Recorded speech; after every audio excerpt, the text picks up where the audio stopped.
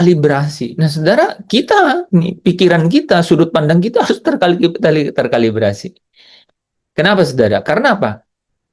Sehari-hari di tengah dunia ini, semua indera kita ini menangkap, merekam. Dan itu bisa mendistorsi, mendistorsi.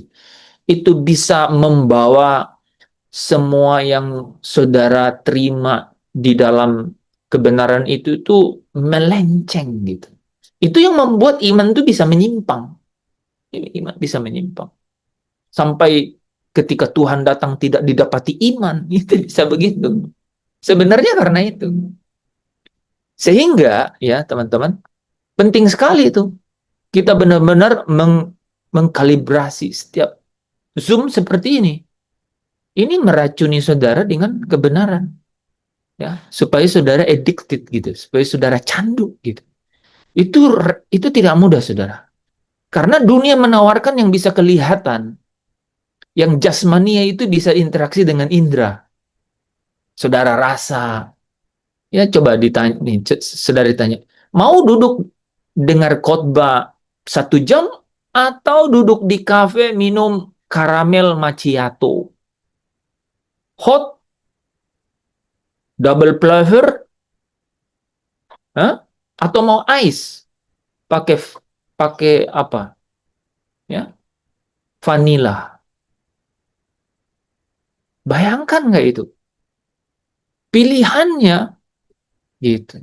Pilihannya. Kalau saudara masih punya uang itu, nah itu contoh tadi, punya uang nyaman di dalam. Wah, tapi sampai terakhir dia bilang, di dunia kau sudah dapat penghiburanmu. Mampus sudah. Ya kan? Tidak ada waktu kan? Jadi bersukacitalah kalau ada dalam pencobaan. Karena itu membuat kau terkalibrasi. Sadar, saudara. Nih saya mau nanya nih, di sini ada nggak yang pernah dalam keadaan tidak sadar di dunia ini? Larut dalam dunia, pernah nggak? Saya pernah. Itu kalau semuanya ada, itu saudara-saudara nggak ingat. Nggak ingat. Dan saudara bayangkan, dalam keadaan seperti itu, saya udah terlibat di program-program misi. Dan program-program misinya besar. Gitu. Tetapi kalau kita nih saudara, tidak terkalibrasi gitu. Hatinya itu, batinnya itu saudara. Mengerikan itu. Pilihannya nggak mudah kan? Seperti yang saya bilang tadi kan. Duduk di kafe. Atau mungkin kalau teman-teman yang ya mungkin itu yang lebih relevan kan gitu. Ya. Mungkin kalau yang senior-senior ya apa ya? Gitu. Makanan kesukaan apa gitu. Itu dibanding duduk 1 jam baca Alkitab, renungkan firman, buat renungan yang gitu atau bertemu Tuhan, ya, nikmati hadiratnya itu. Antara yang jasman, antara yang tampak dengan mata dan yang tidak tampak dengan mata.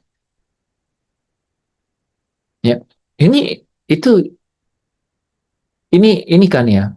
uh, saya harus membuat itu, saya harus selalu mengingatkan itu di depan gitu ya, karena uh, sulit, kadang sulit disadari ya betapa pentingnya gitu, betapa pentingnya kebenaran itu membangun sesuatu di dalam diri kita. Sulit untuk menyadari itu. Gitu. Kecuali kita ini loh saudara ya. Kecuali kita belajar apa yang Alkitab sudah ceritakan.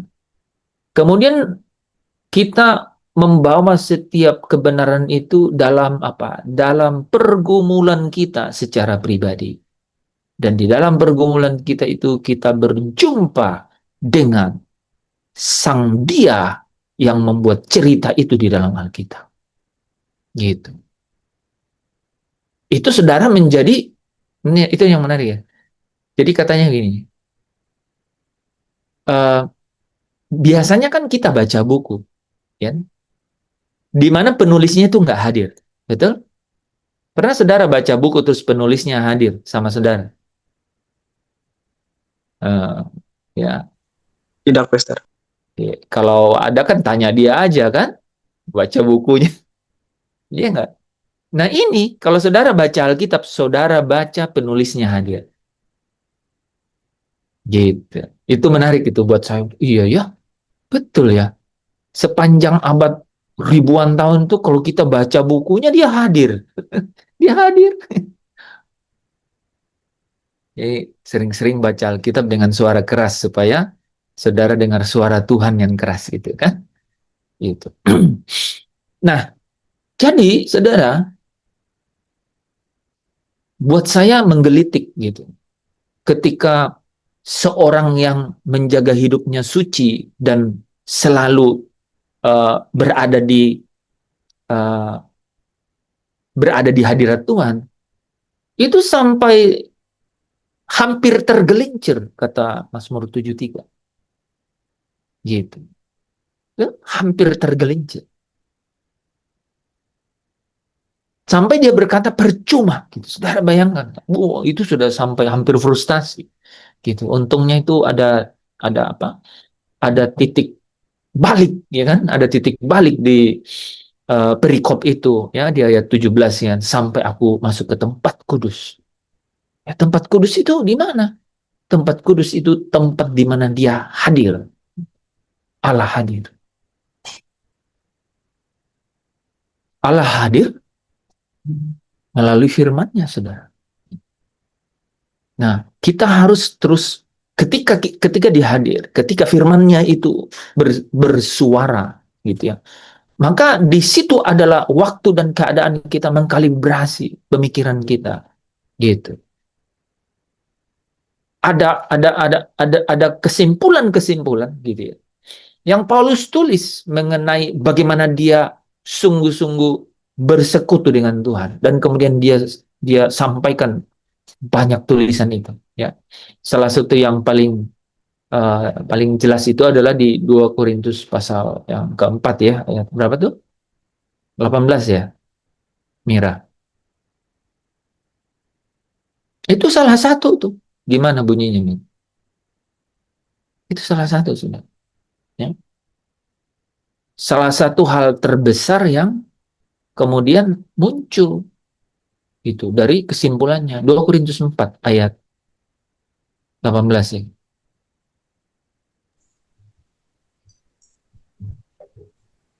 Sebab kami tidak memperhatikan yang kelihatan, Yap. melainkan yang tak kelihatan.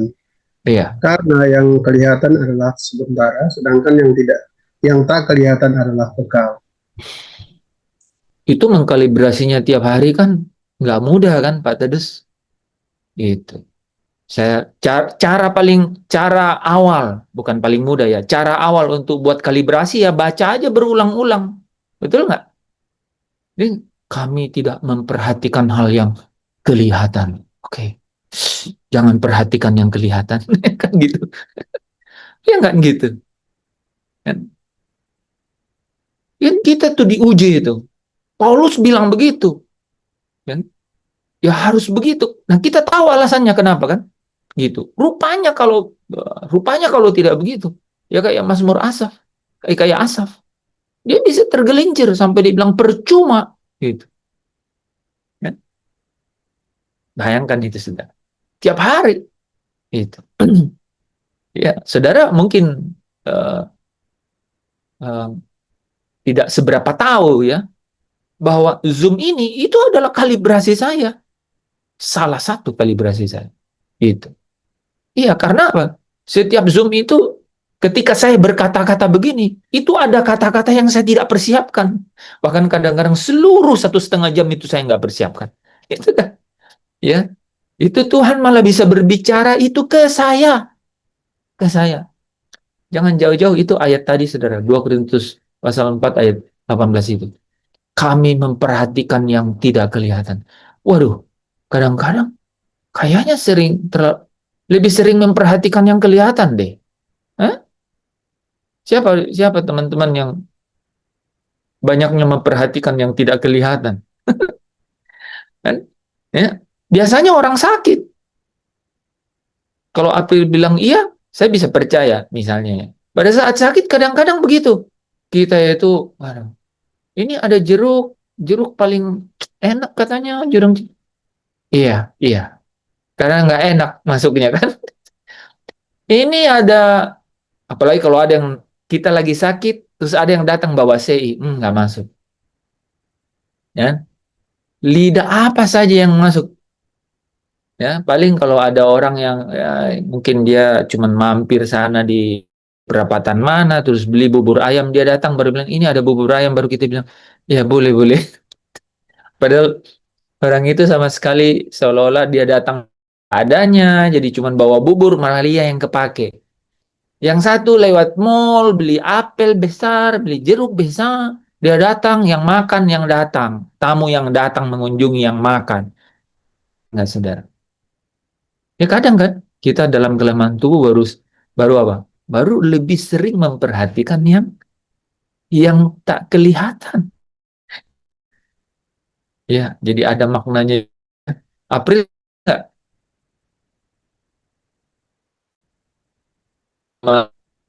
Ya, hari-hari kemarin tuh jadi sering baca Alkitab nggak? Dibanding hari-hari lain. Biasanya begitu. Karena kan terbatasnya kan, gitu. Kadang-kadang kita kalau keluar rumah, kita kadang lupa pulang rumah ya. Kalau udah asik di luar rumah, betul? Dan itu bisa berapa jam, teman-teman?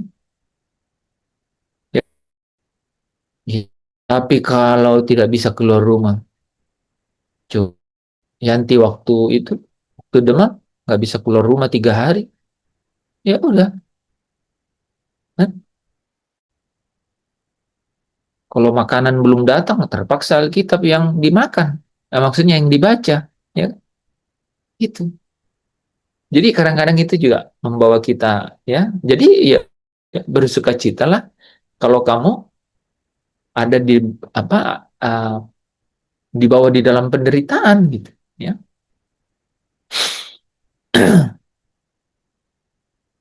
Saudara yang dikasihi Tuhan, ya, kita harus terus tuh mengkalibrasi itu, ya. Saudara sampai hari ini pasti tidak 100% percaya. Mungkin juga tidak 80% percaya bahwa benar ya. Kalau kita memperhatikan hal yang tidak kelihatan itu lebih bermakna. 50% juga mungkin tidak percaya, lebih percaya yang kelihatan, ya kan? Nah, satu-satunya cara adalah kita kalibrasi setiap hari. Dengan cara apa? Pengetahuan akan kebenaran itu. Ya, pengetahuan akan kebenaran. Karena kebenaran itu dia akan uh, menjadi uh, bagian utama itu di dalam pengudusan. Ini kebenaran itu, saudara. Ya, dia hadir menjadi bagian utama di dalam pengudusan. Nah, sang ilahi, yaitu roh ilahi itu sendiri, itu yang akan menyingkapkan kebenaran itu. Tetapi saya yang menjadi tanah di tempat di mana benih itu akan ditabur, menjadi tanggung jawab kita, gitu kan. Tanah yang subur ya berkali-kali lipat buahnya, gitu. Tanah yang tidak subur, bicara mengenai hati kan, gitu. Hati yang ruwet, yang ribet, gitu, yang syarat dengan dunia. Wah, bayangkan sudah, firman itu, ya, itu seperti benih yang jatuh di atas tanah yang berbatu, gitu. Tumbuh sebentar saja, tapi nggak bisa berakar, nggak bisa berakar. Gitu.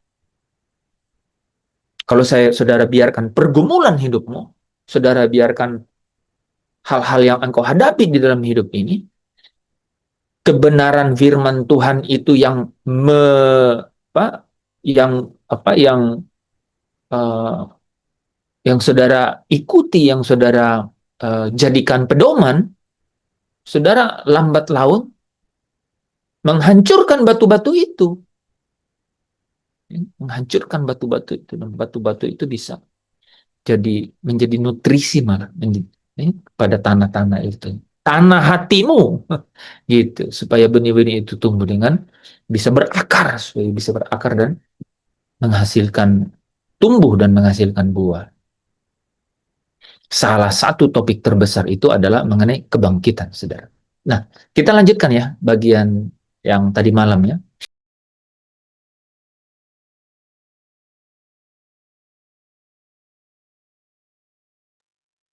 Kemarin kita berakhir di bacaan ya. Nah, siapa yang mau mulai ini nih? Mungkin sudah ada yang cerna 1 Korintus 15 atau Yohanes pasal 6.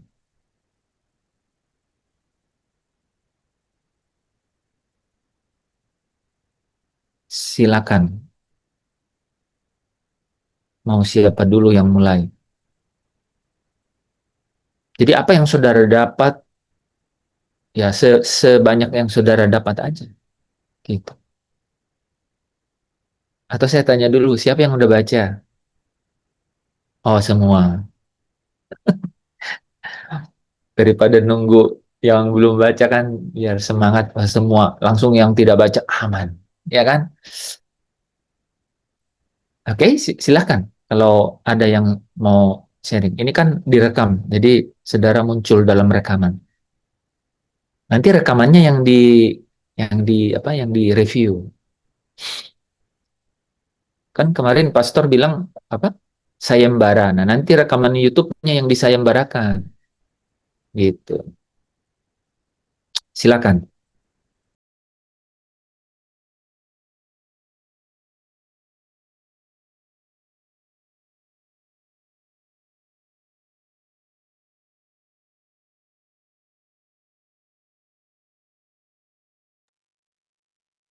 Siapa yang mau pertama? Lester ini ini apa ya? Apa? Mau meringkas gitu Kak Lester yang pertemuan. Iya, kemarin tuh kan saya bilang berkali-kali kan, coba baca 1 Korintus 15 dan Yohanes pasal 6. Uh, udah baca kan? Nah, sekarang coba cerita. Oke, Yanti yang mau duluan, silakan. Teman-teman yang lain bisa perhatikan. Baik, terima kasih. Dari 1 Korintus 15 ayat 35 sampai 50. Suara agak kurang ya? Oke. Dari apa yang saya baca, saya coba buat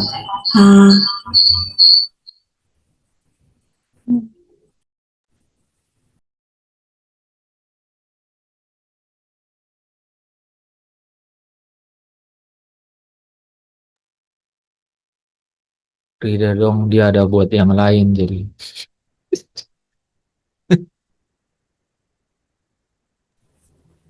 Saya coba buat ringkasan yang saya buatnya per ayat, Bapak. Itu bebas menurut pimpinan Roh Kudus.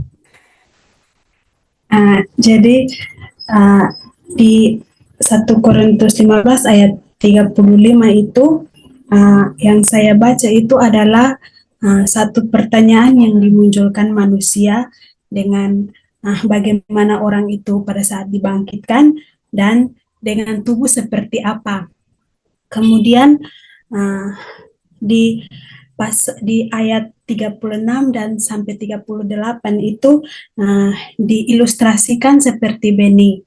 Jadi benih itu harus mati baru hidup. Nah, Allah memberi tubuh baru. Nah, kemudian di ayat 39 dan 4 sampai 41 itu seperti Allah memberi bentuk dalam berbagai jenis tubuh. Jadi ada tubuh manusia, tubuh binatang, diilustrasikan semacam itu. Ada burung dan ikan, kemudian dengan kemuliaan yang berbeda. Ada matahari, bulan, dan bintang. Nah, kemudian di ayat 42 sampai 44 itu perbandingan tubuh. Jadi semacam tidak fana, hina itu akan menjadi mulia, lemah akan menjadi kuat, kemudian yang kita bahas tubuh jasmani akan menjadi tubuh rohani. di ayat 45 sampai 49 itu dibahas tentang Adam pertama dan Adam terakhir. Adam pertama itu manusia duniawi. Kemudian Adam terakhir itu yang memberi yang memberi kita hidup. Itu dari semacam yang kita baca kemarin, dari debu akan menjadi serupa dengan yang dari surga. Nah, ayat yang ke-50 itu bagian pentingnya adalah daging dan darah tidak masuk ke dalam kerajaan Allah dan harus mengalami perubahan. Kemudian di ayat 51 sampai 53 itu adalah rahasia kebangkitan, di mana tidak semua mati, tetapi semua akan diubah dalam sekejap mata saat sangkak Allah terakhir. Kemudian ada transformasi, yang mana yang fana menjadi tidak fana. Kemudian yang dapat binasa menjadi tidak dapat binasa. Puncak kemenangannya tuh ada di ayat 54 sampai 57 itu, maut ditelan dalam kemenangan. Kemudian sengat maut itu adalah dosa, kuasa dosa adalah hukum Taurat. Kemudian di ayat yang ke-58 itu adalah aplikasi terhadap dalam hidup kita. Itu kita harus tetap teguh, jangan goyah, giat dalam pekerjaan Tuhan. Kemudian hasil akhirnya jeripaya kita tidak akan sia-sia karena ada kebangkitan dan hidup kekal. Terima kasih. Luar biasa ya. Luar biasa. Saudara, secara singkat, Yanti baca ini apa yang muncul secara ringkas gitu? Ada sesuatu nggak yang baru yang Yanti dapat? Secara kehidupan rohani, secara keyakinan rohani. Karena orang yang yakin itu jadi berani. Gitu. Orang yang berani tidak akan ketakutan. Ingat itu ya. Saudara lagi takut, berarti saudara tidak berani. Kalau saudara tidak berani karena saudara tidak yakin. Kenapa saudara nggak yakin? Ya saudara nggak dapat keyakinan dari mana-mana. Gitu. Itu. Polanya kayak gitu. Saudara dapat sesuatu untuk menjadi yakin. Kalau saudara yakin, saudara berani. Orang yang berani itu ya tidak takut. Gitu kan? Apa yang Yanti dapat secara ringkas? Iya, maksudnya secara rohani gitu.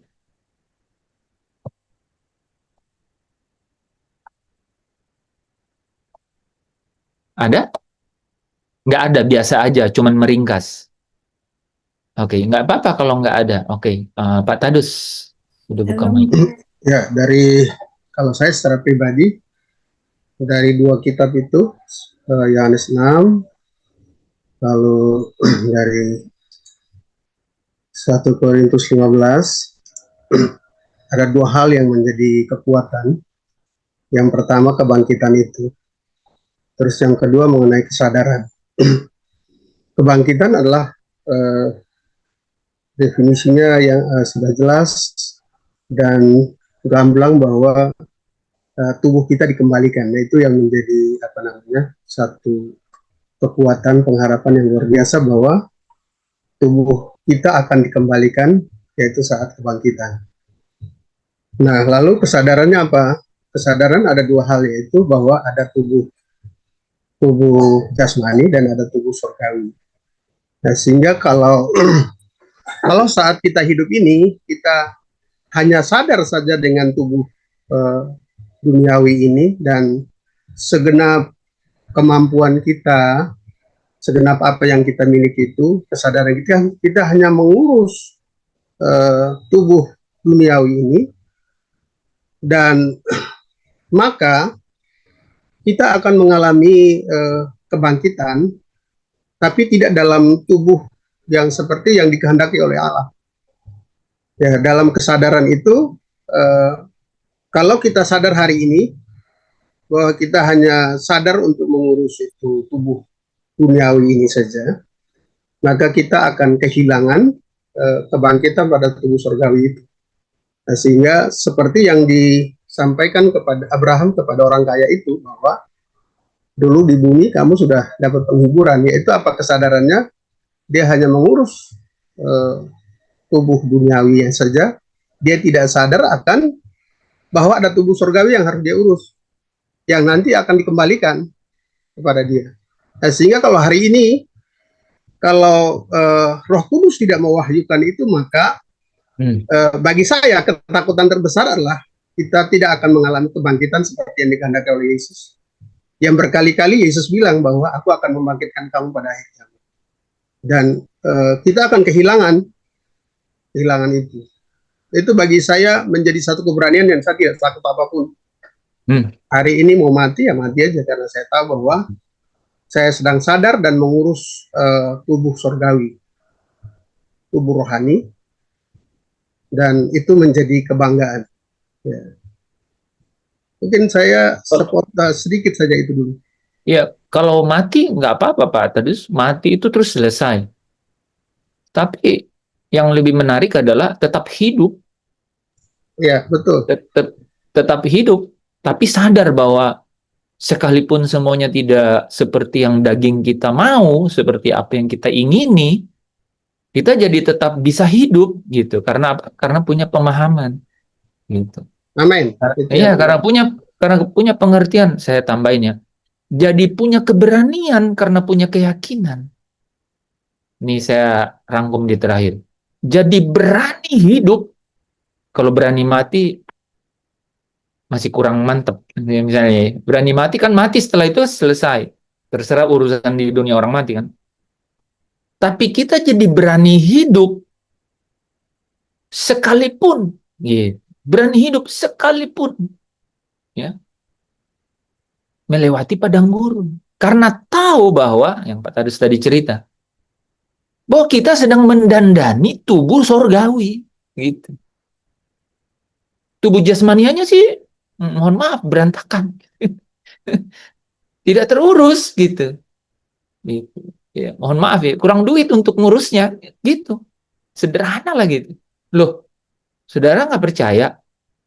Kalau saudara jalan kaki tiap hari, kena panas terik gitu, ya pasti merosot lah dibanding orang yang naik mobil, disupirin, AC. Ya kulitnya lebih licin, lebih tidak masalah kan gitu. Ya toh? Lebih glowing. Ya glowing. Jadi tidak bisa dinafikan gitu. Tapi dalam keadaan begitu, dengan memahami 1 Korintus 15, lalu memiliki keyakinan dan memiliki keberanian menghadapi hidup, ya, sekalipun yang jasmaniah itu berantakan, tapi paham benar bahwa batinianya itu sedang benar-benar didandani. Itu keberaniannya, gitu. Ya kan? Menarik loh insight yang Pak Tadus sampaikan tuh. Karena itu bisa menjadi perspektif hidup gitu. Karena pemahaman bahwa ini hidup di sini tuh saya masih hidup nih. Karena kalau udah kan nanti ya udah matilah biar ketemu Tuhan segera kan gitu. Tapi yang menarik itu adalah enggak, aku mau hadapi nih dunia nih. Aku mau hadapi nih hidup ini di dunia ini. Karena aku sedang mendanani yang batinia, yang surgawi, yang rohania, dan bukan yang alamiah, kan? Gitu. Itu kan menarik, saudara. Ya, itu kan menarik gitu. Ada gitu orang yang ya ada dalam porsi yang takaran yang tertentu gitu kan? Ya. Sungguhkah demikian, anak-anakku? Ya, sungguhkah kita punya Ada saya dengar Pak, ada saya dengar orang kaya katanya dicerita sama dosen, itu orang itu udah divonis tinggal 1 tahun apa berapa bulan mati. Orang kaya nggak boleh makan ini, nggak boleh makan ini. Tapi tiba-tiba orang kaya itu tidak mau ambil pusing. Orang ini di apa, ketua yayasan, lalu dimakan apa aja gitu. Mau kambing, mau apa gitu. Jadi nggak takut mati. Mungkin punya kebenaran itu. Ah, itu bisa bisa bisa punya pengertian yang berbeda tuh, Pastor. Ya, hati-hati. Ini yang ya bisa bersayap maksudnya ya. Artinya masih punya dua sisi. Nah, yang Pak Tadus tadi sampaikan tuh begini loh. Menurut saya menarik. Coba bayangkan, saudara. Ini kita hadapi nih hidup ini hari ini gitu. Gitu, kan? Sudah tahu persis bahwa itu padang gurun lah ya. Tidak termasuk dalam orang yang 3% itu kan. Gitu. Tapi karena kita tahu bahwa no no no no no. Ini bukan mengenai jangan jasmania, bukan. Saya tidak sedang mengurus yang kemudian nanti ini besok saya makan apa. Itu fisik kan gitu. Tapi saya bangun hari ini karena saya sedang memiliki keyakinan, ya, keberanian untuk menghadapi. Karena apa? Karena saya sedang menata, saya sedang membangun, saya sedang mendandani manusia surgawi, ya, tubuh surgawi, ya, tubuh rohanian. Ini yang sedang didandani. Gitu. Apalagi tadi Yanti bagus tuh ya buat ya apa pengelompokan per ayat gitu. Di situ kan memang dijelaskan tuh bahwa kemuliaan kemuliaan untuk masing-masing tubuh itu berbeda. Kemuliaannya berbeda. Gitu. Kemuliaannya berbeda. Ya. Jadi ketika kita progres di dalam mendandani tubuh surgawi, tubuh rohania itu ya, soma pneumatikos itu ya, itu memiliki tingkat. Seberapa jauh progresivitas kita itu memiliki tingkat dalam kemuliaan, dalam bahasa yang uh, dipakai teman-teman teologi itu adalah dalam sanctification atau pengudusan itu menjadi ukuran tuh di dalam kemuliaan gitu ya. Nah, itu menarik loh saudara, ya, menarik. Artinya kita akhirnya membentuk satu referensi fokus gitu. Ini bangun nih, wah apalagi ya, kita bangun terus mau pergi, aduh motor rusak. Uh, Mau makan, belum masak. Kita pikir-pikir, itu kan yang jasmania ya. Coba saya pikir yang rohania dulu kan. Kita balik ke kamar, kita buka Alkitab. Habis 3 jam, 4 jam, 5 jam. Tiba-tiba, saya pernah begitu. Tiba-tiba, mas, udah jam 10 malam. Ya waktunya tidur. Nggak lapar juga tuh. Nggak lapar juga. Gitu. Terus ditambah pikiran gini lagi ya. Katanya secara kesehatan. Gitu kan. Katanya secara kesehatan. Itu sistem detoksinasi sedang bekerja. Kalau saudara menahan lapar lebih dari 22 jam. Wah, kan tambah seneng ya. Tambah seneng. Pertama nggak keluar duit, nggak keluar tenaga masak, dapat detoksinasi, yang paling fokus sedang manusia jasmanianya manusia rohanianya sedang didandani. Apa nggak enak itu? Dia nggak. Nah, sekira Anda paham ya yang saya maksud. Jadi menarik loh saudara. Kan? Oke, terima kasih Pak Tadus Yanti. Ada yang lain? Ada poin-poin yang belum terungkap loh. Mira atau Yuli atau siapa? Atau April atau siapa?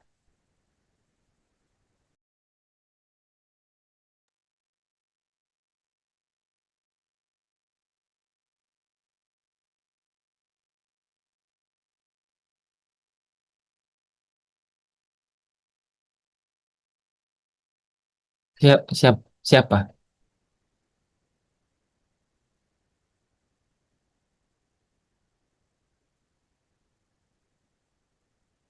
Oke, silakan Mira. Jangan tahan-tahan, bagikan kalau punya. Kasihan orang yang sedang menunggu untuk menerimanya. Silakan.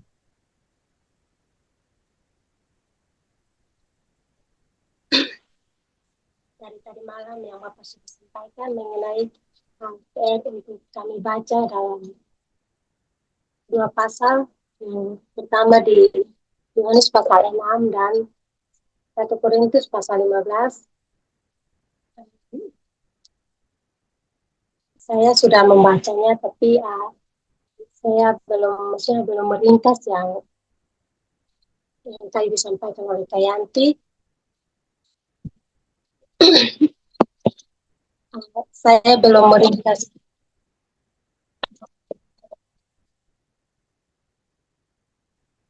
Saya belum meringkas semuanya, tapi setelah saya baca dari 1 Korintus pasal 15 ini, yang setelah selesai saya baca, yang saya ingat itu di bagian ayat yang terakhir, di pasal yang ke-58, bahwa yang di bagian terakhir, bahwa dalam persekutuan dengan Tuhan jeripaya tidak sia-sia. Jadi di sini kayak saya pikir bahwa saya tahu persekutuan dengan Tuhan itu bagaimana. Cuman kayak dalam diri saya itu problematikanya bahwa persekutuan saya dengan Tuhan itu belum benar. Jadi belum benar itu di dalam diri saya, sehingga di sini juga saya takut bahwa dengan aktivitas atau dengan apa yang saya lakukan itu bagaimana supaya tidak sia-sia, Bapak. Itu yang menjadi pertanyaan saya, dan saya baca dari pasal 1 ayat 1 sampai ayat yang terakhir itu, yang saya ingat itu hanya di bagian terakhir. Itu yang menjadi renungan saya, Bapak. Oke. Ya, itu salah satu poin yang saya maksud belum terungkap. Itu menarik loh, saudara. Seolah-olah ayat 58 itu seolah-olah terpisah sendiri. Seolah-olah.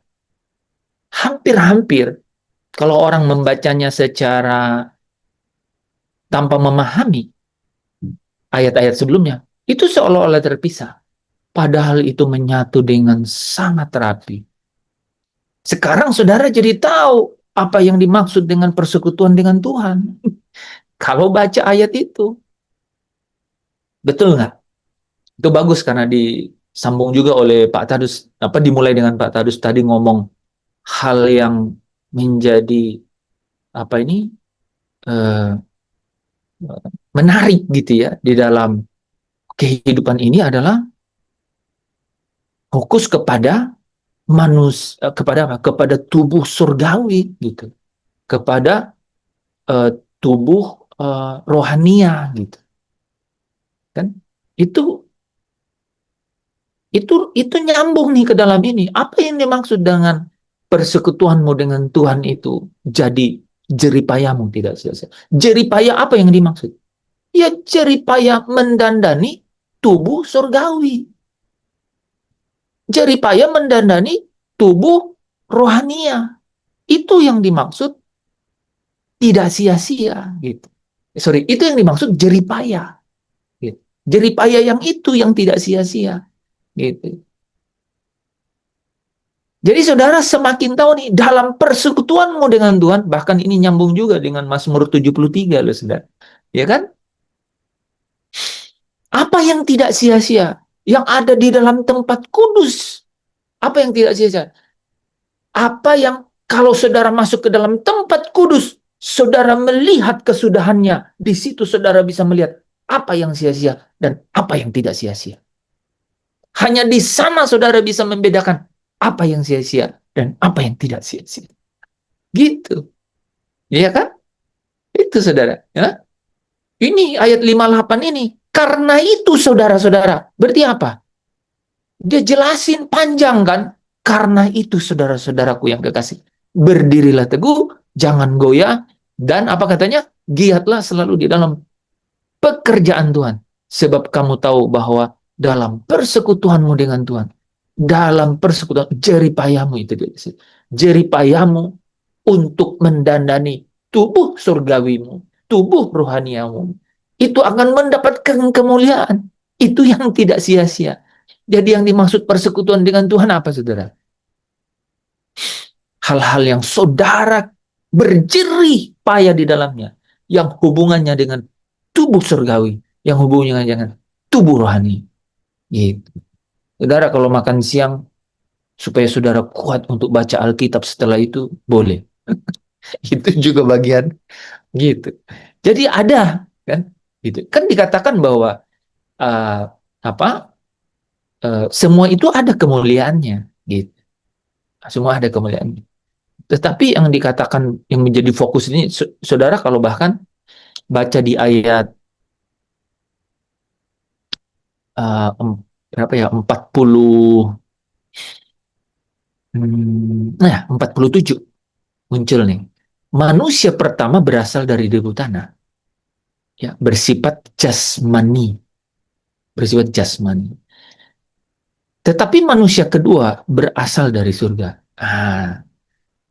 Jadi saudara, ada nggak manusia yang berasal dari surga? Ada, Alkitab catat. Ya kan? Manusia itu berasal dari surga. Oke. Nah, ada lagi yang mendapati sesuatu yang menarik dalam pembacaan kita. Masih fokus di 1 Korintus 15 ya. Di Yohanes 6-nya belum ya. Mungkin pertemuan berikut boleh ya. Yohanes 6 itu dari ayatnya yang ke-48. Boleh enggak boleh mulai dari 25 ya. 25 sampai 66. Bisa sampai terakhir juga boleh. Karena itu hasil itu bagaimana. Jadi mulai dari ayat 25 ya, sampai terakhir. Terakhir itu 71. Nah, saudara yang dikasihi Tuhan, terima kasih ya. Jadi Yanti cerita mengenai kebangkitan itu ya. Kebangkitan itu tubuh. Nah, tubuh itu bermacam-macam rupanya ya. Pak Tadus melengkapi dengan insight dari situ bahwa dengan mengetahui bahwa ada tubuh ya, ada tubuh yang lain selain tubuh jasmani itu, jadi kita bisa memiliki gairah dalam hidup ini kalau yang jasmani itu tidak tertangani loh saudara. Saudara masih bisa itu mengusahakan gitu. Mengusahakan yang rohania gitu. Mengusahakan yang rohani. Itu tutup sama Mira ya. Itu justru sangat penting. Karena jeripaya untuk mengusahakan yang rohania itu, yang surgawi itu, yaitu tubuh itu. Itulah yang tidak sia-sia. Why? Karena itu nanti, itu nanti yang akan benar-benar selama-lamanya menjadi apa? Menjadi natur kita selama-lamanya. Gitu. Orang yang tidak memiliki itu pasti ada di dalam kebinasaan, gitu. Karena akan dibangkitkan dalam kebinasaan, gitu. Nah, kita lanjutkan materi kita kemarin ya. Kita sudah sampai pada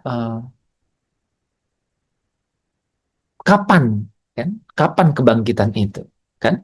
Kita udah selesai kemarin kan, yaitu pada saat hari Tuhan, yaitu sangkakala terakhir, nafiri terakhir. Apa yang terjadi? Oh, Tuhan turun dari surga, ya kan? Nah, malam ini kita coba lanjutkan dengan kenapa dikatakan kebangkitan pertama. Nah, oke, saya singkat aja ya. Itu karena ada kebangkitan kedua, gitu. Ya, kenapa disebut pertama? Karena ada kebangkitan kedua. Coba sekali lagi kita baca Wahyu pasal 20.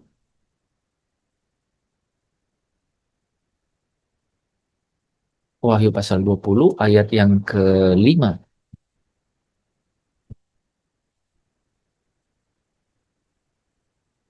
Belum dengar suaranya Yuli nih. Wahyu 20 ayat 5. Tetapi orang-orang mati yang lain tidak bangkit sebelum berakhir masa yang 1000 tahun itu. Inilah kebangkitan pertama. Jadi teman-teman perhatiin kan. Ehm, dikatakan begini. Dan tetapi orang-orang mati yang lain, jadi ada orang mati yang tidak bangkit, yang lain. Sebelum berakhir, oh berarti tetap bangkit. Ya. Jadi dia belum bangkit pada saat kebangkitan pertama. Kan gitu. Tetapi orang-orang mati yang lain tidak bangkit sebelum. Oh berarti bangkit, tapi nanti. Gitu kan? Ya, jadi kebangkitan pertama itu terjadi pada saat hari Tuhan, yaitu Tuhan Yesus turun dari surga. Yaitu kedatangannya kembali, seperti dia janji kan? Ya. Dia akan datang kembali, kan? Maranatha, Tuhan datang kembali. Nah, rupanya ada kebangkitan yang kedua, yaitu kebangkitan orang-orang yang tidak bangkit di kebangkitan pertama. Itu kenapa disebut kebangkitan pertama. Sampai situ dulu ya. Nanti kita bahas mengenai hal yang lain terkait itu. Yang kedua, ya, coba kita baca Daniel 12 ayat yang kedua. Hal yang menegaskan itu. Bahwa betul-betul rupanya ada dua kebangkitan. Daniel 12 ayat 2. Dan banyak dari antara orang-orang yang telah tidur di dalam debu tanah akan bangun. Sebagian untuk mendapat hidup yang kekal, sebagian untuk mengalami kehinaan dan kengerian yang kekal. Jadi terbagi dua kan? Betul nggak? Yang satu apa?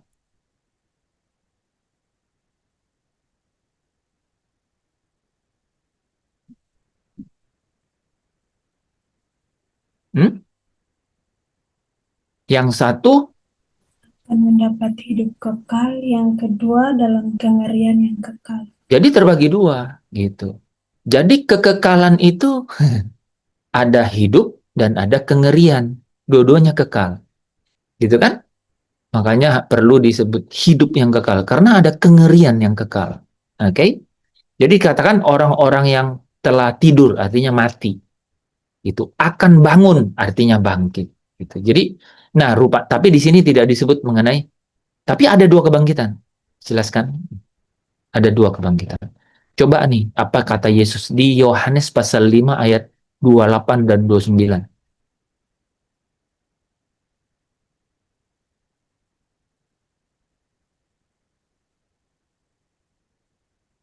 Yohanes 5 ayat 28 dan 29. Yohanes 5 ayat 28-29. Janganlah kamu heran akan hal itu, sebab saatnya akan tiba bahwa semua orang yang di dalam kuburan akan mendengar suaranya. Dan mereka yang telah berbuat baik akan keluar dan bangkit untuk hidup yang kekal. Tetapi mereka yang telah berbuat jahat akan bangkit untuk dihukum. Jadi kengerian yang kekal itu untuk dihukum maksudnya. Ya kan? Sama-sama Daniel tadi kan? Tetapi bangkit untuk hidup yang kekal, nah itulah disebut tadi apa? Itulah sama ya, disebut untuk mendapat hidup yang kekal. Jadi konsisten untuk mendapat hidup yang kekal. Kalau di Daniel tadi, kehinaan dan kengerian kekal itu di sini bangkit untuk dihukum. Jadi kebangkitan pertama, nah ini sekarang kesimpulan. Kebangkitan pertama itu adalah bangkit untuk hidup yang kekal. Itu satu. Yang kedua, kebangkitan kedua itu adalah bangkit untuk dihukum dan mengalami kehinaan dan kengerian yang kekal.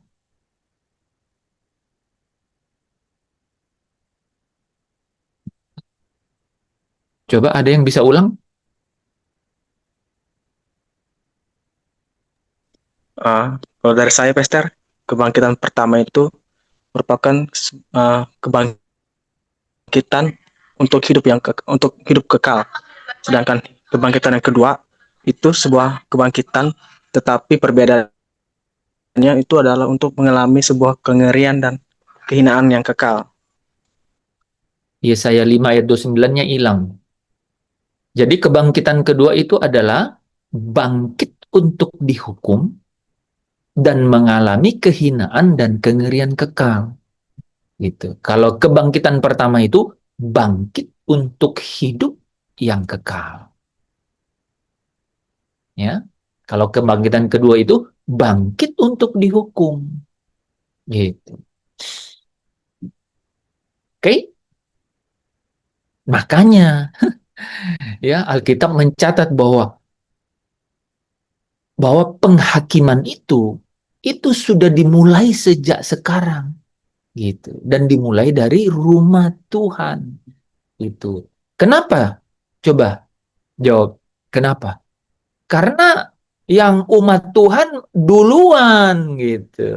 Kebangkitan masuknya di kebangkitan pertama gitu. Gitu. Kalau yang kebangkitan kedua ya nanti ya ya ya nggak apa-apa kemudian kan gitu. Oke, ya. Jadi itu definisinya ya, kebangkitan pertama, kebangkitan kedua. Nah, apakah sama itu dengan kebangkitan pertama itu sama dengan pengangkatan? Nah, kita udah bahas kemarin ya. Coba baca ayatnya dulu ya. Supaya jangan 1 Tesalonika 4 ayat yang ke-16 dan 17. Coba.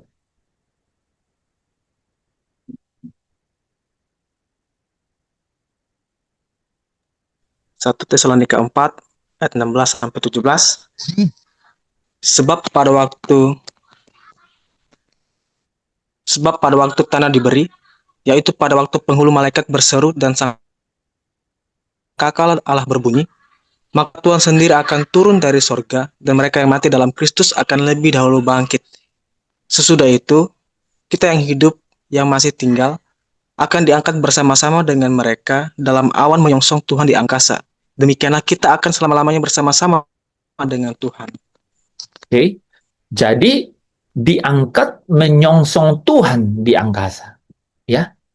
Diangkat menyongsong Tuhan di angkasa. Makanya dia nanti akan datang di awan-awan. Itu di Injil Matius juga ngomong begitu.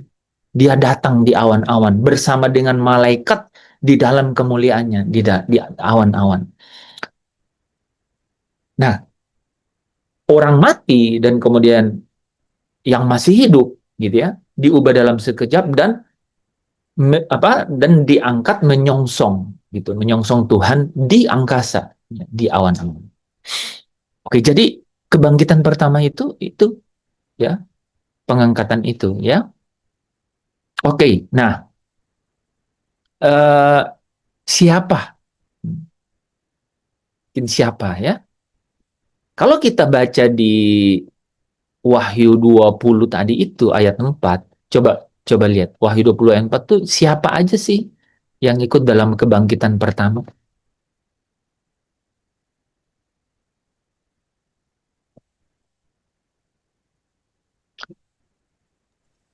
Orang-orang percaya, Betul? Di Wahyu 20 ditulis orang percaya? orang-orang yang dipenggal karena kesaksian tentang Yesus. Itu yang ditulis. Oke, oke. Makanya coba baca. Siapa yang belum baca? Nanti nggak dengar suara Tuhan loh. Ya kan?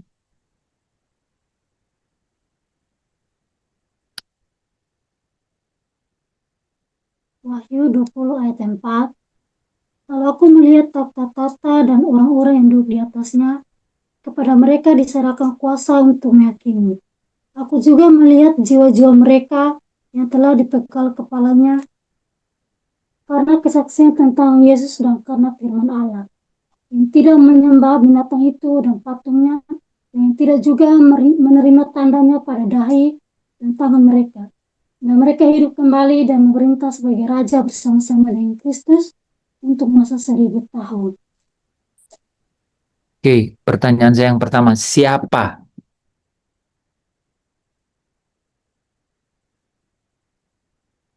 Hmm?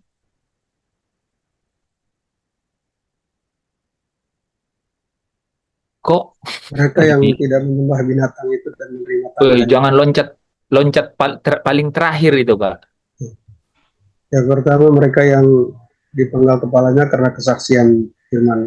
Masa Ya. sih? Coba ini, coba baca baik-baik.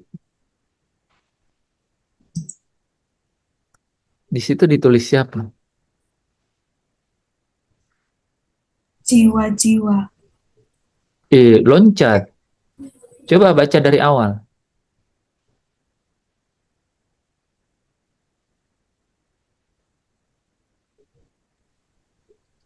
Orang-orang yang duduk di atas. Ya, itu dong. Kok susah amat? Kata-kata pertamanya gitu. Orang kadang-kadang nggak dianggap itu di situ. Padahal tulisannya jelas. Ya kan? Nih, ya.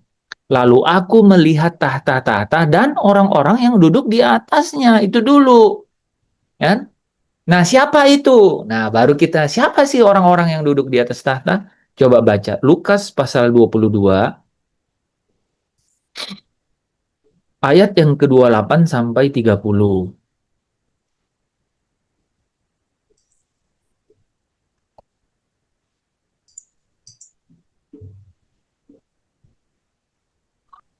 Lukas 28 ayat 22. 22. Lukas 22 ayat 28 sampai 30. Kamulah yang Kamulah yang tetap tinggal bersama-sama dengan aku dalam segala pencobaan yang aku alami. Dan aku menentukan hak-hak kerajaan bagi kamu, sama seperti Bapakku yang menentukannya bagiku. Bahwa kamu akan makan dan minum semeja dengan aku di dalam kerajaanku. Dan kamu akan duduk di atas tahta untuk menghakimi kedua belas suku Israel. Jadi siapa yang orang yang duduk di atas tahta itu? Nah ini, orang-orang ini. Yang tinggal bersama dengan aku dalam segala pencobaan yang aku alami. Ya kan? Satu kategorinya. Yang kedua, Wahyu 3 ayat 21.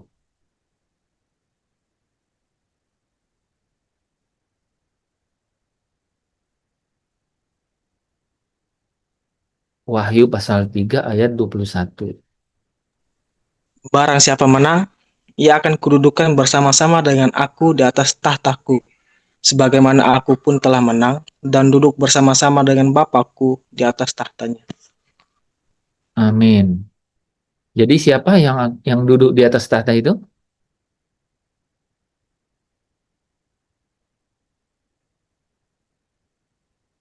Orang-orang itu Orang siapa? Orang yang menang. menang. Orang-orang yang menang. Orang-orang yang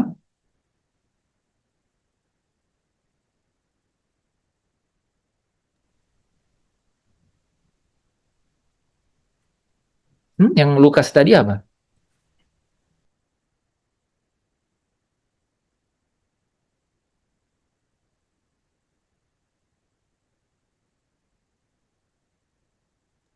Yang bersama-sama dengan Kristus dalam pencobaan. Iya, gitu. Yang bersama-sama dengan Kristus dalam pencobaan. Nah, ini yang disimpulkan oleh apa? Oleh Petrus ya di Orang-orang yang bersama Kristus dalam pencobaan itu ibaratnya siapa, Pak? Nah, coba kita baca. Bagus nih pertanyaannya Pak Hafid. 1 Petrus berapa? 2 ayat 21 ya. Nih, 1 Petrus 2 ayat 21. Sebab untuk itulah kamu dipanggil, karena Kristus pun telah menderita untuk kamu, dan telah meninggalkan teladan bagi kamu, supaya kamu mengikuti jejaknya. Kristus itu dicobai, kan? Supaya apa? Supaya kita mengikuti jejaknya, gitu. Mendapat pencobaan, gitu. Ya kan? Oke? Nah, jadi poin yang paling pertama sebenarnya adalah yang ini nih, bahwa tinggal bersama-sama dengan aku dalam segala pencobaan. Gitu. Itu artinya dia hidup sama seperti Kristus hidup. Gitu. Coba kita baca ya. 1 Yohanes 2 ayat 6. Ya, betul. 1 Yohanes 2 ayat 6. Ya. Barang siapa mengatakan ia ada di dalam dia, ia wajib sama seperti Kristus telah hidup. Gitu.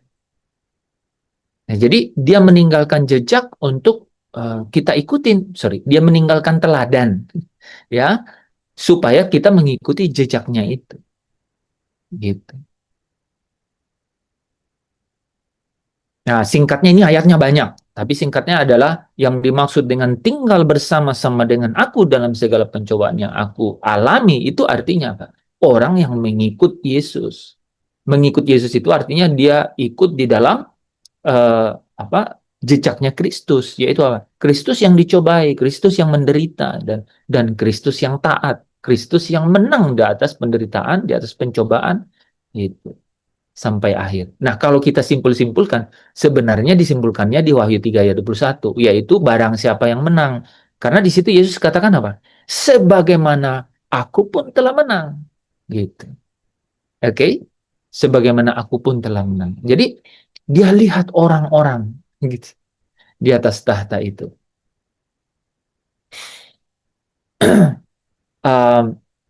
Mungkin saudara masih penasaran kan? Gitu. Coba baca Wahyu 7 ayat 9.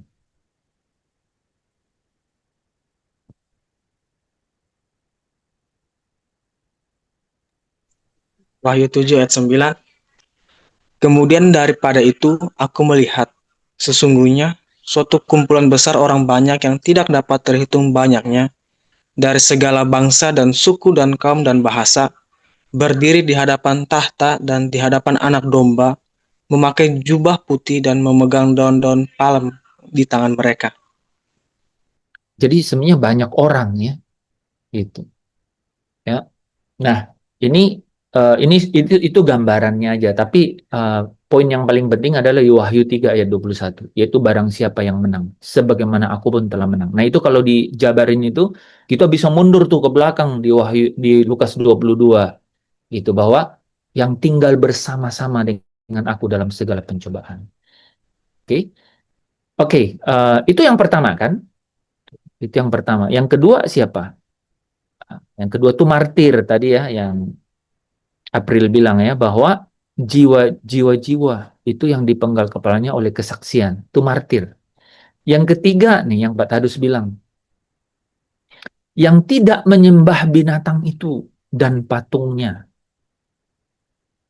dan tidak juga menerima tanda pada dahi dan tangan mereka, gitu.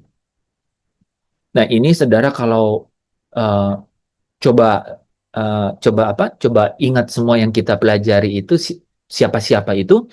Coba kita baca Wahyu pasal 14.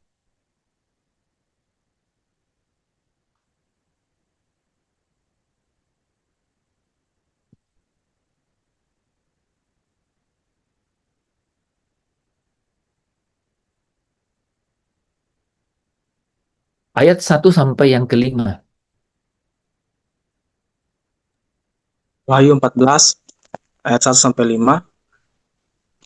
Dan aku melihat sesungguhnya anak domba berdiri di bukit Sion dan bersama-sama dengan dia 144.000 orang, dan di dahi mereka tertulis namanya dan nama bapaknya. Coba Dan aku tahan ya April. Coba lihat ya. Jadi di situ ditulis dikatakan bahwa di dahi mereka tertulis namanya dan nama bapaknya. Coba perhatikan yang di ini tadi, yang di Wahyu pasal 20. Di situ dikatakan dan tidak juga menerima tandanya, ya, dan yang tidak menerima tandanya pada dahi dan tangan mereka, gitu kan? Jadi tanda di dahi dan tangan ini, gitu ya, itu paralel nih, ya, tanda di tangan dan di dahi itu paralel. Rupanya dari binatang itu, nah binatang ini saya langsung jelaskan, binatang di sini yang dimaksud itu antikris, gitu ya, yaitu roh yang tidak percaya kepada Yesus kan, ya, tidak percaya bahwa Yesus itu adalah Tuhan.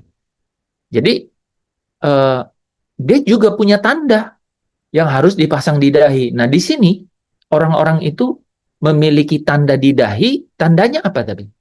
Gitu. Kalau itu tanda binatang, gitu, di dahi.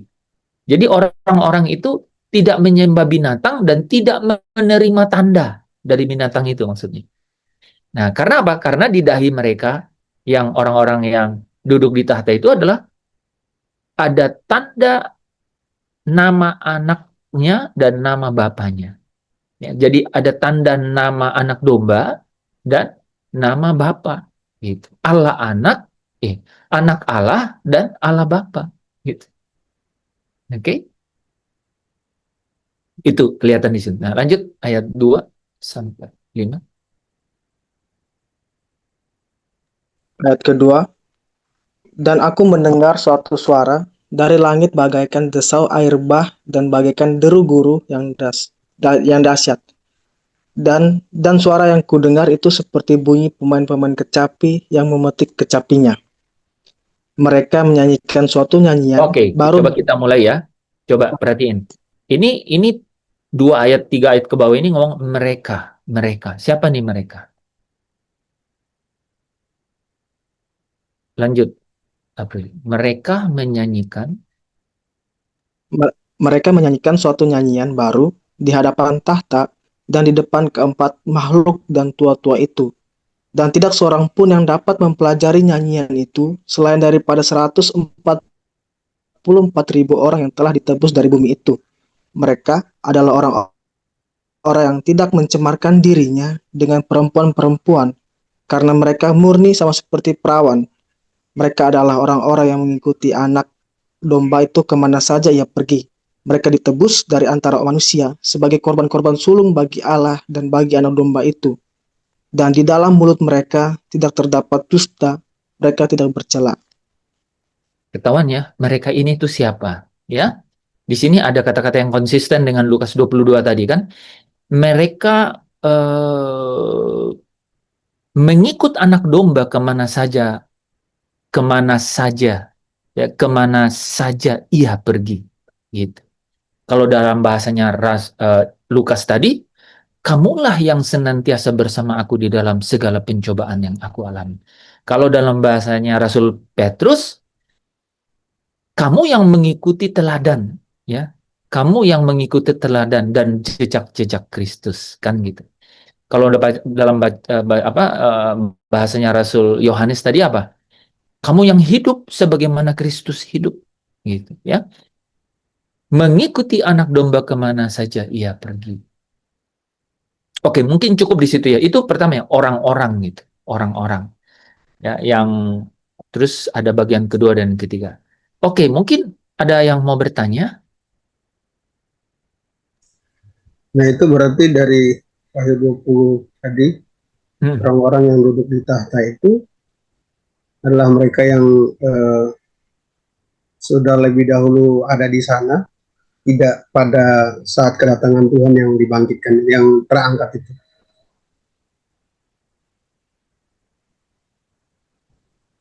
Enggak, Pak. Jadi, apa itu? Ini kan ini tuh bukan apa? Ini itu kan bukan cerita mengenai apa namanya urutan waktu kan. Jadi Rasul Yohanes ini melihat dalam semua yang dilihat ini di dalam pewahyuan kitab Wahyu itu dari awal sampai akhir gitu. Ini juga tidak memberi ketentuan bahwa ini berurut secara waktu. Jadi kalau kita lihat di sini di ayat yang keempat itu, lalu aku melihat tahta-tahta dan orang-orang yang duduk di atasnya. Ya, jadi nah ini menarik yang Pak Tadus sampaikan itu. Itu ada perbedaan beberapa pandangan gitu mengenai kapan itu terjadi, ya. Tapi saya nggak usah masuk ke situ karena jadi pengetahuan teologis jadinya kan, gitu. Ya karena memang ada perdebatan dua kubu itu, ada yang percaya ada pengangkatan, ada yang tidak. Adanya pengangkatan, ada yang tidak. Iya. Jadi saya sampaikan yang yang kita bisa jelaskan melalui firman aja gitu. Nanti teman-teman belajar dari yang lain-lain gitu ya. Tapi mungkin satu saat nanti kalau ada waktu kita juga bahas itu perspektifnya. Tapi mengenai kapan itu juga memang tidak secara pasti gitu ya. Buktinya apa? Buktinya penafsirannya eh, bahkan ada tiga malah penafsirannya ya. Ya. Tapi apa yang membawa jadi saya menyentuh di bagian-bagian di mana itu akan membawa kita eh, lebih baik atau lebih benar di dalam pertumbuhan secara rohani gitu. Makanya saya menekankan lebih kemana tadi? Siapa sih gitu, ya kan? Siapa? Oh, rupanya orang-orang yang menang gitu. Dua ayat pertama tadi itu sangat sangat fokus ya. Dia langsung bilang kamu duduk, ya kan? Nah, di sini dijelaskan orang-orang yang duduk, ya enggak sih? Lukas 22 juga ngomong gitu. Kamulah yang akan duduk. Nah, apa yang dikerjakan oleh orang yang duduk ini? Kuasa untuk menghakimi. Persis ya. Itu yang dibahas di 22 tadi. Itu, ya. Lukas 22. Nah, memang ada hal lain yang nanti kita coba bahas. Ini masih panjang nih. Saya baru halaman 5 dari 35 slide, ya. Nanti kita bahas, bahkan ada orang yang melihatnya bahwa ada kebangkitan pertama itu di beberapa kejadian malah. Jadi kebangkitan pertama itu seolah-olah tidak dikaitkan dengan urutan waktu, tapi kejadiannya itu.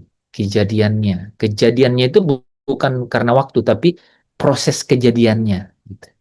Nah itu nanti sedikit, sedikit demi sedikit dulu ya, saudara tahu sebagian ini, terus masih nggak tahu ini, ya nanti semakin ini ya. Jadi kita tutup dulu nih. Dari bacaan 1 Korintus 15 ini, yang paling penting yang kita harus pahami adalah ayat yang ke-20, 1 Korintus 15. Tadi Yanti kurang menekankan ini, tapi rupanya ini yang penting nih ya. Ini kaitannya sama yang Ibu Mona tak kemarin sampaikan gitu. Makna kebangkitan itu karena Kristus bangkit, saya juga bangkit gitu. Coba uh, bukan ya? Bukan. Harusnya ayat 23. Hah? 23, harusnya 23. Yang urutannya itu loh, apa? Sesuai urutannya coba. Benar nggak? Ayat 23. Ya, cari apa ini? Namun tiap-tiap orang menurut urutannya, Kristus sebagai buah sulung, sesudah itu mereka yang menjadi miliknya pada waktu kedatangannya. Muncul kan? Jadi Kristus sebagai yang sulung, pertama bangkit. Kemudian, apa katanya? Mereka yang menjadi mereka yang jadi miliknya. Mereka yang jadi miliknya. Sayang ya, boleh ya saya jelasin siapa sih mereka yang menjadi miliknya ini? Nah, coba kita baca beberapa ayatnya. Teman-teman yang mau ikutan baca nih. Siapa tuh yang dibilang menjadi miliknya? Oke, karena sama seperti semua orang, ini harusnya dari 22 tadi, 23 boleh lah ya. Jadi ada, tetapi menurut urutannya. Nah, coba kita baca dari Yohanes pasal 6, coba siap-siapkan ya. Satu orang baca Yohanes pasal 6, ayat 37 dan 39. Kemudian nanti ada yang baca Yohanes pasal 10, ayat 28. Kemudian Yohanes pasal 17. Jadi kita akan baca 3 pasal Yohanes. Kan di situ ditulis apa? Sesudah itu mereka yang menjadi miliknya. Nah, jadi kita lagi mau cari tahu yang jadi miliknya. Pak, Yohanes saya 6, baca deh Yohanes 6 ya Pak ya. Ayatnya 36 ya Pak. 37 Hah? sampai 39. 37 sampai 37 sampai 39. 39. Demikianlah firman Tuhan. Yohanes 6 37 sampai 39. Semua yang diberikan Bapa kepadaku akan datang kepadaku, dan barang siapa datang kepadaku, ia tidak akan kubuang. Ayat ke-38. Sebab aku telah turun dari sorga bukan untuk melakukan kehendakku, tetapi untuk melakukan kehendak Dia yang telah mengutus aku. Ayat 39. Dan inilah kehendak Dia yang telah mengutus aku, yaitu supaya dari semua yang telah diberikannya kepadaku, jangan ada yang hilang, tetapi supaya ku bangkitkan pada akhir zaman. Jadi siapa yang menjadi miliknya? Yang menjadi miliknya itu ya adalah yang diberikan Bapa kepadanya. Itu dari situ dulu. Yang tidak diberikan Bapa kepadanya udah pasti bukan miliknya. Ya. Nah, sekarang nanti pertanyaannya, apakah semua yang diberikan Bapa kepadanya itu pasti menjadi miliknya? Nanti kita bahas ya. Tapi saudara perhatikan dulu tuh di Yohanes 6. Ya. Semua yang diberikan Bapa kepadaku, karena ini kata-kata ini akan berulang. Gitu. Pasti pakai kan yang Bapa berikan kepadaku. Oke, di situ ya. Jadi semua yang Bapa berikan itu tidak akan kubuang, gitu ya. Dan semua yang Bapa berikan itu datang kepadaku. Kita loncat ke Yohanes pasal 10 ayat 28. Yohanes 10 ayat yang ke-28, aku memberikan hidup yang kekal kepada mereka, dan mereka pasti tidak akan binasa sampai selama-lamanya, dan seorang pun tidak akan merebut mereka dari tanganku. Jadi yang menjadi miliknya itu benar-benar dia yang diberikan, mereka yang diberikan oleh Bapa kepadanya. Dan memang ada kehendak Bapa, yaitu apa? Supaya mereka ini memperoleh hidup yang kekal. Nah betul, dia ulangin kan. Mereka pasti, ada muncul kata pasti. Mereka pasti tidak akan binasa. Itu diulang yang dari atas.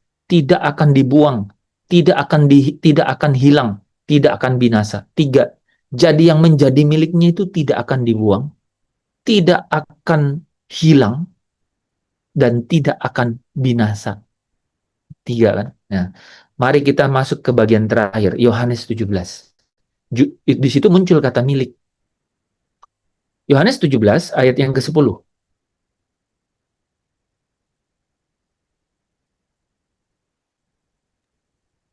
Yohanes 9 dan 17, 10. 9 dan 10. aku berdoa untuk mereka, bukan untuk dunia. Aku berdoa, ulangi, aku Oke, berdoa salah untuk koma itu.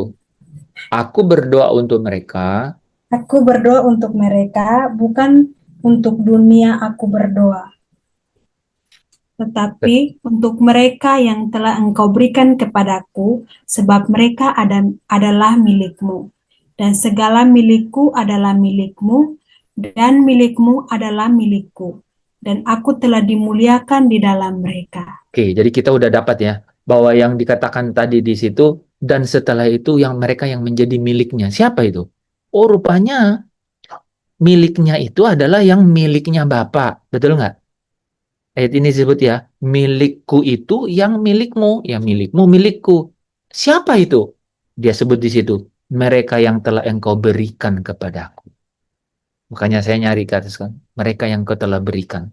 Ya, jadi semua yang diberikan Bapa itu di Yohanes 6 tadi kan. Sekarang rupanya itu yang menjadi miliknya, gitu. Nah, di Yohanes 17 ini itu dia berbicara, itu top perikopnya kan doa Yesus untuk murid-murid kan, gitu. Tetapi makanya saya harus nambahin ayat 20. Apakah ini bicara hanya untuk murid-murid yang dibilang miliknya? Coba ayat 20 Yanti. Ayat yang ke-20. Oh, bentar. Ulangin dulu ayat 9. Aku berdoa untuk mereka, bukan Oke, berhenti. Jadi aku berdoa untuk mereka. Mereka ini murid-muridnya nih.